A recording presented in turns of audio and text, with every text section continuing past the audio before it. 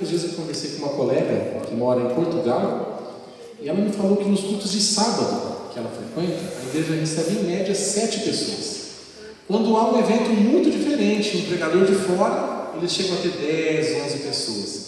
Pelos meus cálculos, se eu não errei, a gente está aqui em 20, 21 ou 22 pessoas, então nós temos 3 vezes mais. Então isso já mostra que aqui no Brasil nós estamos procurando um pouco mais os caminhos da verdade. Hoje, dia 23 de julho, muita gente comentou que fez um ano de um dos dias mais frios da história de Umuarama e do Paraná. Nevou em Guarapuava, nevou em Curitiba há um ano atrás. E para mim e para minha família também é uma data especial. Hoje faz um ano do nosso primeiro dia aqui em Umuarama. Eu sou nascido aqui na cidade, mas fui para Rondônia em 1985. E lá eu conheci a minha esposa, tive os meus filhos, construí a maior parte da minha vida. E por uma providência divina, pelo plano dele, eu tenho certeza, nós voltamos aqui para a nossa terra. Eu nasci aqui, mas fui criado em Paranavaí, que é um município não muito distante. E aqui nessa região como um todo, estão raízes na minha família. Eu tenho muitos parentes na cidade gaúcha, tenho parentes em Paranavaí, nasci aqui em Umuarama, tenho parentes aqui também. E especificamente ao me recordar desse um ano no qual nós chegamos aqui, eu posso dizer que nós viemos com muitas expectativas. E a cidade e as pessoas corresponderam muito mais. Mas se houvessem algumas palavras que pudessem descrever a nossa primeira impressão de Umuarama, seria que frio, por causa do dia que nós chegamos. Bem, como eu falei, as raízes da minha família estão nessa região. Não só as raízes terrenas, mas principalmente as raízes espirituais também. A minha família morava ali em Cidade Gaúcha, no ano de 1967, e naquela época a minha mãe e meu pai começaram a receber estudos bíblicos de pessoas que pertenciam à igreja adventista. Na época residiam meu pai, minha mãe, a minha irmã mais velha, que hoje já tem mais de 50 anos, e um dos meus irmãos, o Daniel, que tinha cerca de 1 ano e meio. E as famílias adventistas visitavam minha mãe lá no sítio, pregavam as verdades para eles, e nessa fase a minha família atravessava muitas dificuldades. A vida no sítio não era fácil, eles passavam fome, mas acima de tudo, também pela falta de recursos, eles enfrentaram uma outra provação muito grande. Esse meu irmão Daniel, assim como eu, como meu outro irmão também, ele tinha alguns problemas de saúde um pouco graves, problemas respiratórios. O dele, no caso, eu tenho bronquite, meu irmão tem asma, mas o dele era ainda mais grave. Ele tinha uma doença chamada CLUP, que eu não sei quantos aqui já ouviram falar. Ela é popularmente também conhecida como mal de Sara, que significa Síndrome da Angústia Respiratória Aguda. E nessa fase em que a minha família começou a receber os estudos bíblicos na igreja adventista, o meu irmão começou a ter as suas primeiras crises. E essa doença, pelo que eu pesquisei até há pouco tempo, ela até hoje não tem cura. Ela tem algumas indicações, algumas coisas que a pessoa deve evitar, e principalmente aqueles que estão juntos com quem tem essa doença devem ser orientados para saberem como agir no caso de uma crise. A pessoa tem a sua respiração totalmente trancada e ela passa por crises de pânico e ali ela não consegue respirar e algumas acabam chegando à morte. Em busca do tratamento, a minha família não tinha condições, eles foram do sítio para a Cidade Gaúcha. Lá morava meu avô, moravam alguns dos meus tios, e um domingo, enquanto eles ali estavam, aguardando que chegasse a semana, para que pudessem tentar levar o meu irmão a algum dos médicos, o meu irmão tomou um banho, domingo pela manhã, junto com a minha mãe. Enquanto eles se trocavam, ele passou um perfume, e ainda pequenininho, com 1 ano e meio, veio, deu um abraço na minha mãe e morreu nos braços dela. E foi para a gente um momento muito traumático. Por que uma família, ao conhecer a verdade, passa por um desafio tão grande? Porque nós, pais, muitas vezes somos obrigados a sepultar os nossos filhos. Então seria essa a regra da natureza. Por que a morte existe? Por que ela traz tanta dor? Porque, infelizmente, nós, seres humanos, somos obrigados a conviver com a morte. Como eu disse, naquela época, a minha família começou a conhecer a verdade. Começou a permitir que as raízes da verdade surgissem na vida deles. E ali, apesar da dor, do sofrimento pelo qual eles passaram, eles descobriram várias mensagens de consolo. A primeira delas, que está em Apocalipse 21, verso 4, diz que Deus enxugará dos olhos toda lágrima. Eles choravam por terem perdido meu irmão. A minha mãe não teve coragem de ir ao cemitério, não teve condições de participar do sepultamento do meu irmão. E 15 dias depois, eu não sei o que aconteceu, não sei qual a razão, mas eles retornaram à cidade e o meu pai não conseguiu encontrar o túmulo onde meu irmão havia sido sepultado. Já me passou pela cabeça ter sido um descaso dele, uma falta de atenção, eu não sei, não quero fazer julgamentos, mas o fato é que o meu irmão desceu à sepultura. Mas nós podemos confiar na promessa de que Deus enxugará dos nossos olhos toda lágrima, e não haverá mais morte, nem pranto, nem clamor e nem dor, porque já as velhas coisas serão passadas. Nós tivemos também o conhecimento da promessa de São João 5, verso 28 a 29. E essa é a principal mensagem de alento para esse momento que a minha família passou. Lá diz que vem a hora em que todos aqueles que estão no sepulcro ouvirão a sua voz e sairão. Os que tiverem feito bem sairão para a ressurreição da vida eterna, e os que tiverem praticado o mal ressurgirão para o juízo. Então, queridos, promessas como essas e várias outras ajudaram não só a consolar, mas a edificar a fé dos meus familiares. E por isso, eu louvo a Deus, porque anos depois nós estamos de volta a essa região. As raízes da nossa fé estão aqui. Então Deus, por ter nos trazido de volta, tem um plano para a nossa vida. Mas como eu disse, queridos, foi um momento de grande sofrimento, de muita dor. E surge esse questionamento na vida de muitos. Por quê? Nós temos que conviver com a morte. Porque o homem precisa morrer. Por que é que a morte existe? A Bíblia nos dá as respostas. Eu quero convidar vocês, primeiramente, a abrirem as suas Bíblias no livro de Gênesis, capítulo 3, verso 1 a 6.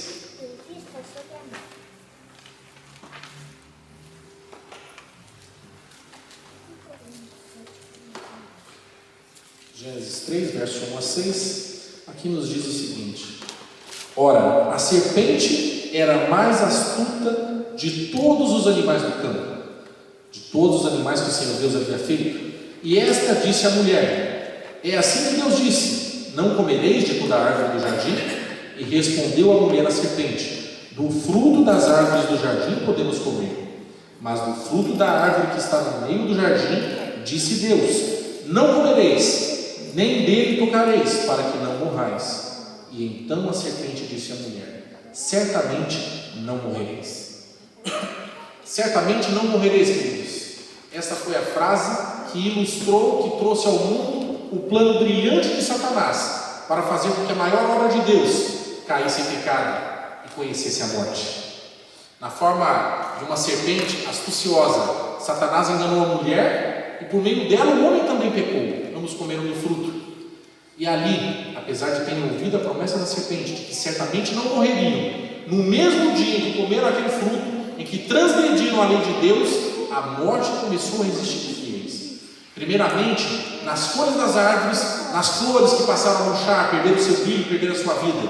Nos animais que conviviam pacificamente entre si e com eles também, e que agora passaram a se comportar de uma maneira hostil, passaram alguns deles a serem ferozes, e tiveram que conviver à distância desses animais. Mas o pior de tudo foi que eles ali foram expulsos do jardim. Passaram a ter que viver de uma árdua luta pelo alimento e pela sobrevivência. Passaram a ter que lutar para se proteger, tentar de alguma forma se abrigar, e ali, apesar de ainda terem a providência divina, eles não tinham mais a vida eterna. O pior de tudo, queridos, foi um castigo retumbante que veio a eles alguns anos depois, quando, em virtude do pecado que haviam cometido, o primeiro homicídio, a primeira morte de um ser humano aconteceu neste mundo que habitamos. O filho primogênito deles, movido por ódio, movido por inveja, sentimentos que o próprio Satanás colocou no coração dele, acabou por assassinar o seu irmão. E Adão e Eva, com certeza, devem ter se lembrado da frase da serpente: certamente não morrereis. Mas encontraram um dos seus filhos morto, caído, ensanguentado, e tiveram que sepultá-lo. Perder um filho não é uma coisa natural. Perder um ente querido por si só já é extremamente doloroso. Mas um filho viola as regras da natureza. Não é natural que um filho dessa sepultura antes de um pai.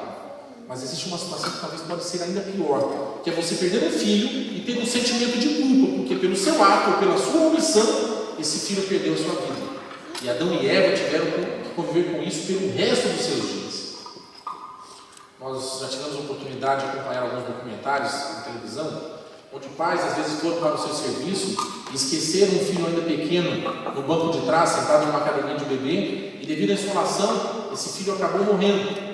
Conviver com essa culpa leva praticamente à loucura a maioria das pessoas. E muitos perdem sua sanidade, entram em desespero e são obrigados a conviver com uma dor que só será extirpada quando essa pessoa tiver a volta de Cristo, tiver as bênçãos de Cristo derramadas em seu coração e contemplar Cristo descendo nas nuvens do céu, porque ali ele poderá encontrar o seu querido que desceu à sepultura. Bem, como eu disse, a morte é extremamente difícil de se enfrentar. E nós, ao presenciarmos o sepultamento de alguém, o velório, no momento em que alguém está sofrendo porque um parente faleceu, porque um filho se foi, costumamos ter o nosso coração também em dor por essa pessoa que está ali chorando, sentindo a agonia, o desespero, a tristeza pela pessoa que se foi.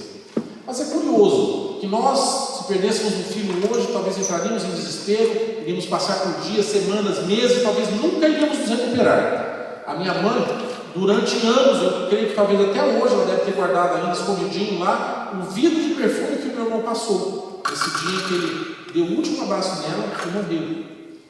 Só que nós não nos importamos, ou pelo menos parecemos não nos importar, quando o nosso filho perde a sua vida aos poucos. Diariamente, aos pouquinhos, ele vai perdendo a sua vida, assistindo programas na televisão que são violentos, que não trazem ensinamento algum sobre Cristo Jesus e que, pelo contrário, ensinam apenas blasfêmias e coisas colocadas por Satanás. Nós parecemos não ligar quando os nossos filhos andam em más companhias, quando frequentam lugares e voltam tarde da noite, e ali não deveriam estar, porque os anjos do Senhor não estariam lá com eles. Nós perdemos nossos filhos aos pouquinhos e não choramos por isso, quando eles passam horas e horas na internet, acessando sites pornográficos, comentando coisas no Facebook ou nas redes sociais que muitas vezes não vão agregar valor nenhum a eles. E ali nós não nos importamos, não choramos, não vemos naquilo um motivo para chorar. Mas os nossos filhos estão perdendo a vida, pelo menos a vida eterna, gradativamente, quando nós permitimos e somos coniventes nesse tipo de atitude. Bem, Satanás obteve êxito com Adão e Eva, e eles foram obrigados a reconhecer com lágrimas, com sofrimento, que sim, certamente eles iriam morrer, assim também toda a sua descendência. Infelizmente, todos os homens que nasceram depois do pecado já nasceram pecadores, e todos, com exceção daqueles que estiverem vivos quando da volta de Jesus Cristo, infelizmente terão que passar pela morte. A Bíblia nos traz essa afirmação. Romanos capítulo 5, verso 12, nos traz um importante ensinamento. Romanos capítulo 5, verso 12, nos diz: pelo que, como por um homem entrou o pecado no mundo, e pelo pecado a morte, assim também a morte passou a todos os homens, porque todos pecaram. O plano brilhante de Satanás obteve êxito. E ele percebeu, logo após a queda de Adão e Eva, que aquela simples frase, certamente não morrerão, já não iria mais colar. E esse plano então foi lapidado, foi reformulado, para continuar enganando milhares e milhões de pessoas ao longo da história deste mundo. Com a reformulação desse plano, Satanás passou a utilizar a seguinte frase: certamente as pessoas não morrem. E depois do engano pelo qual Adão e Eva permitiram que o pecado entrasse no mundo, inúmeras outras pessoas passaram a duvidar: será que nós morremos realmente? O que acontece após a morte? Será que existe uma vida após a morte? Será que nós temos uma alma? Será que essa alma vai para um lugar superior? E é curioso que, ao mesmo tempo que Satanás ardilosamente lapidou esse seu plano brilhante de engano, ele foi cada vez mais trazendo novidades, agregando valores a esse plano, porque ele viu que por meio dele ele estava obtendo sucesso. Em meados do século XIX, importantes movimentos surgiram, dando ainda mais ênfase ao espiritismo, à crença na vida após a morte, fazendo com que as pessoas que antes tinham esse questionamento do que será que acontecia, será que havia morte ou não, passassem a ter uma resposta enganosa. Movimentos como o de Allan Kardec, francês, que escreveu 5 livros extremamente consagrados entre os espíritas e que são chamados por eles de o Pentateuco do Espiritismo, num deboche dos 5 livros iniciais da Bíblia, que narram desde a criação do mundo até quando o povo de Israel saiu do Egito, da sua escravidão, e entrou na terra de Canaã. Curioso, né? Sempre a mentira, o engano de Satanás, ele anda próximo à verdade. Quando a coisa fica muito longe, nós poderíamos reconhecer facilmente, né? Dizem que as notas falsas, elas são feitas normalmente em cima de notas verdadeiras. Pega-se uma nota de R$2, uma nota de R$1, quando os tamanhos eram iguais, e ali falsificava, transformando numa nota de 100. E Satanás faz assim também. Curiosamente, nessa mesma época em que Allan Kardec começou a publicar as suas obras, surgia nos Estados Unidos e no mundo um grupo de pessoas que começaram a pesquisar verdades adormecidas, verdades que estavam esquecidas. E ali começaram a desenterrar ensinamentos da Bíblia que durante muitos anos não havia sido examinado. Nossos patriarcas, como, por exemplo, Ellen White, como Tiago White e vários outros, deram ali início ao movimento que fez surgir a Igreja Adventista do Sétimo Dia, para que ela pudesse proclamar ao mundo as 3 mensagens angélicas de Apocalipse 14, para que nós pudéssemos anunciar que Jesus Cristo está voltando, que existem ensinamentos, mandamentos, ordens dadas por Deus nesta Bíblia, que nós devemos obedecer. E se assim formos fiéis, nós iremos descobrir que não só não existe a vida após a morte, pelo menos não no plano terrestre, mas que aqueles que morrerem, que tiverem sido fiéis a Deus, irão ressurgir, ressuscitar para se encontrar com Cristo nas nuvens, transformados, glorificados.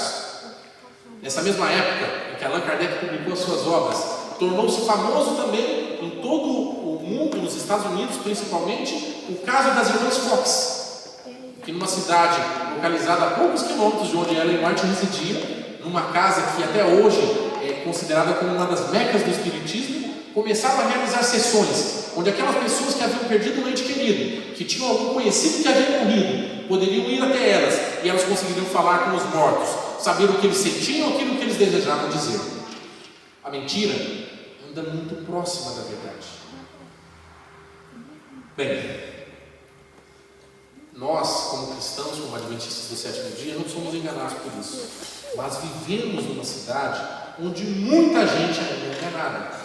A maioria das religiões que existem ao nosso redor conservam a crença em 2 doutrinas enganosas: a santificação do domingo e a crença na doutrina da imortalidade da alma.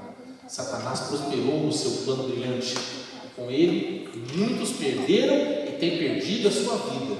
E é por causa deles que nós temos que reforçar o nosso conhecimento, para que possamos pregar essas pessoas, sejam elas nossos vizinhos, nossos parentes, pessoas das quais nós gostamos, ou até mesmo desconhecidos, que não existe vida após a morte. Pelo contrário, que não é possível você se comunicar com os mortos, que não é possível conversar com eles. E se não é possível, afinal, então, o que é a morte? A Bíblia nos diz que ela é como um sono. Todos nós aqui já ouvimos falar isso muitas vezes. Em que lugares da Bíblia isso está escrito? Em mais de 50 passagens. Eu gostaria que nós lêssemos algumas delas agora neste momento. A primeira delas, em João, capítulo 11, versos 11 a 14. João, capítulo 11, versos 11 a 14.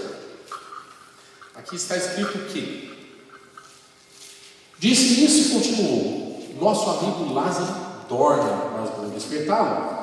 E responderam os discípulos: Senhor, se dorme, ele ficará bem, melhorará. Jesus estava falando da sua morte, mas os discípulos pensavam que ele se referia ao repouso do sono. E então Jesus disse claramente: Lázaro está morto. A morte é como um sono, e a Bíblia afirma isso em várias passagens. Da mesma maneira que ela afirma também que nós não devemos tentar a comunicação com os mortos, não devemos procurar adivinhos, necromantes e toda a sorte de pessoas que praticam a habilidade de tentar se comunicar com os mortos. E por que então? Muitas pessoas afirmam que viram, que conversaram com pessoas mortas. É porque Satanás, por meio dos seus anjos, apareceu para essas pessoas. Por meio dos seus espíritos, ele apareceu a vários, inclusive Saul, o primeiro rei de Israel. E ali fez confirmar no coração dessas pessoas o seu plano brilhante de engano. Muitos não procuraram o que estava escrito na Bíblia, duvidam do que está escrito aqui e se deixam enganar. Talvez porque estão sofrendo, talvez porque com o coração carente, eles querem se apegar à última esperança de ainda poderem continuar conversando, poderem continuar tendo contato e acreditando que os seus parentes estão em algum lugar, que estão num lugar melhor, sem dor, sem sofrimento. É comum ouvirmos quando a pessoa enfrenta uma doença muito grave, descansa no Senhor, alguns dizem, agora ela está num lugar melhor, agora ela passou por essas provações. Não é isso que a Bíblia nos diz. A Bíblia nos afirma e nos prova que a morte é como um sono. Se a morte é como um sono, surge um outro questionamento. É possível aos mortos interromperem o seu sono para assim aparecerem aos vivos e falarem com eles? Eu já afirmei que não, que é por meio dos seus anjos que Satanás pratica esse engano. Algumas pessoas, quando estão dormindo, são sonâmbulas, né? Eu, por exemplo, falo dormindo. A minha mãe chegou ao ponto de dormir tão preocupada com o seu trabalho, e ela é sonâmbula também, que ela chegava a ir para o serviço dormindo e não acordava. A minha esposa disse que muitas vezes era surpreendida à noite. Eu brigo, eu dou risada, eu canto. Bem, os mortos dormem, mas o sono deles é diferente. Eles voltam ao pó da terra, são consumidos pelo pó da terra. E ali eles nada ouvem, nada falam, nada sabem. A Bíblia nos mostra isso. Eu queria que nós abríssemos a nossa Bíblia agora no livro de Eclesiastes, capítulo 9, versos 5 e 6 e também verso 10. Eclesiastes, capítulo 9, versos 5 e 6 e também o verso 10. A Bíblia, nessas passagens, nos diz o seguinte: porque os vivos sabem que hão de morrer, mas os mortos não sabem coisa nenhuma, não tem mais recompensa, mas a sua memória ficou entregue ao esquecimento. O seu amor, o seu ódio, a sua inveja já pereceram, e eles já não têm parte em coisa alguma daquilo que se faz debaixo do sol. E no verso 10: tudo que te vier a mão para fazer, faze-o conforme as tuas forças, pois na sepultura para onde vais, não há obra, nem projetos, nem conhecimento e nem sabedoria alguma. Mortos não ficam por aí vagando, não falam com as pessoas. A sua vida cessa por completo quando morrem, quando desce a sepultura. E uma coisa que é importante enfatizar, meus queridos, eu queria que vocês abrissem agora a sua Bíblia em Deuteronômio, capítulo 18, versos 10 a 12. Essa é uma das principais lições que nós devemos colocar para aquelas pessoas que acreditam nessa doutrina da imortalidade da alma e principalmente andam por aí tentando se comunicar, tentando falar com os mortos. Deuteronômio capítulo 18, versos 10 a 12. Deus aqui deu ensinamentos ao povo de Israel daquilo que deveria ou não deveria existir no meio deles. E ele diz: não haja no teu meio quem queime seu filho ou sua filha, nem adivinhador, nem prognosticador, pessoas que veem o futuro, nem agoureiro, nem feiticeiro, nem encantador, nem necromante, nem mágico e nem aquele que consulte os mortos. O Senhor abomina todo aquele que faz essas coisas. E por que Deus abomina, queridos? Será porque Ele quer nos proibir de termos contato com pessoas queridas que faleceram, que descansam? Não, porque Deus é um Deus de amor. E porque Ele sabe que aí nós estaríamos conversando com espíritos malignos, que estaríamos nos aproximando ainda mais de Satanás, dando margem para sermos enganados em várias outras coisas. Portanto, isso é algo abominável. Tentar falar com os mortos, que seriam representados por espíritos, é algo abominável para Deus. Muitas pessoas ainda insistem, tentam argumentar, por exemplo, que as pessoas certamente não morrem fazendo uso do plano brilhante de Satanás, baseado na história de Saul, quando na verdade nós sabemos que quem apareceu para ele ali foi um anjo maligno, um anjo de Satanás. Alguns tentam se basear na parábola do rico e de Lázaro, quando na verdade não buscam o verdadeiro contexto dessa passagem bíblica. Uma parábola é uma história de ficção com personagens que não existiram para trazer algum ensinamento, alguma lição de moral àquelas pessoas que elas estão ouvindo.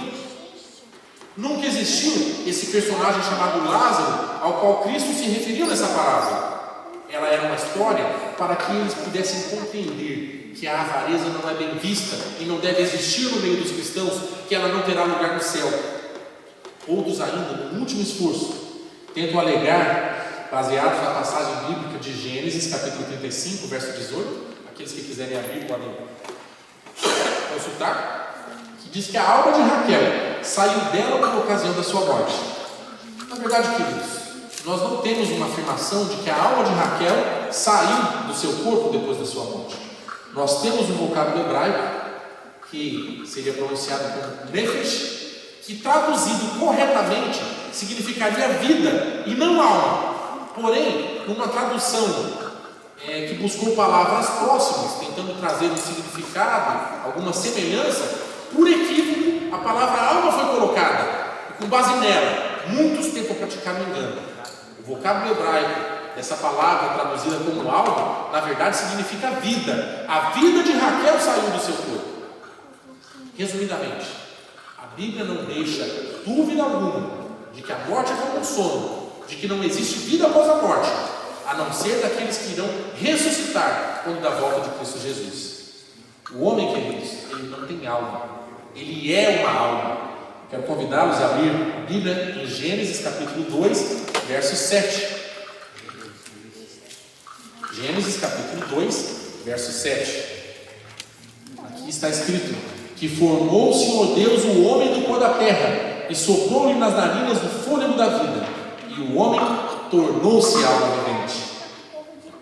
Queridos, nós, apesar desse plano brilhante de Satanás, devemos reforçar as nossas bases, o nosso conhecimento, para que possamos pregar a todos aqueles que nos servem, principalmente nessa cidade, onde muitos acreditam piamente nessa doutrina da imortalidade da alma. Nós devemos provar a eles, ensinar a eles que a vida após a morte não existe, que isso é um engano praticado por Satanás, que ao longo dos séculos, milhares, milhões de pessoas perderam a sua vida, perderam a sua salvação por acreditarem nesse engano, nessa falsa promessa. Todavia, o título do nosso sermão hoje foi um plano de mestre, e realmente foi um plano de mestre feito por Satanás para tentar enganar muitas pessoas. Nós podemos afirmar que ele obteve um grande êxito nisso. Esse plano foi derrotado por um plano de um mestre ainda maior, um plano totalmente eficaz, infalível, quando Deus Pai, Deus Filho e o Espírito Santo se uniram para traçar, elaborar uma forma para que o homem pudesse se salvar em caso de pecado. E ali foi decidido que Jesus Cristo viria a esse mundo. Isso aconteceu há 2000 anos atrás. Daria a sua vida por nós, enfrentaria durante a sua existência terrena todas as provações que eu e você enfrentamos, e não cairia em nenhuma delas. E ele, ao morrer, iria ressurgir, iria ressuscitar para vencer o pecado, para pisar a cabeça da serpente, para esmagar a serpente que lá no Éden enganou a Adão e Eva. Isso ocorreu. Gloriosamente, Jesus Cristo veio por amor a nós. Ele nos deu sua vida, Ele nos comprou através do seu sacrifício na cruz, com a prata das suas lágrimas, com o ouro do seu sangue derramado no madeiro. Jesus Cristo nos comprou, passou a ter novamente o direito sobre as nossas vidas. Nós podemos ali ter uma porta aberta, uma porta de graça, para que por meio dela nós alcançássemos a salvação. Que eu e você possamos deixar essa promessa falar forte na nossa vida. Nós não possamos nunca permitir que o engano, não só desse tipo de ensinamento, mas de vários outros que estão aí para corromper a alma das pessoas, façam morada no nosso coração. Que nós possamos nos agarrar firmes na promessa de que aqueles queridos que dormiram, como meu irmão, por exemplo, há 47 anos atrás, ressurgirão. Jesus Cristo ressurgiu também. Ele deixou a sua tumba vazia e a sepultura aberta, e ali, glorificado, voltou ao Pai para interceder por nós, permitir que tivéssemos essa promessa de salvação de Deus. Nós possamos nos agarrar nela, para no momento da volta de Cristo, abraçarmos esses queridos que descansaram, e ali irmos para o céu com eles, também transformados, e depois de 1000 anos, voltarmos para vivermos eternamente na plenitude da graça e do amor de Jesus Cristo. Amém. Ora bem, Senhor Jesus. Amém.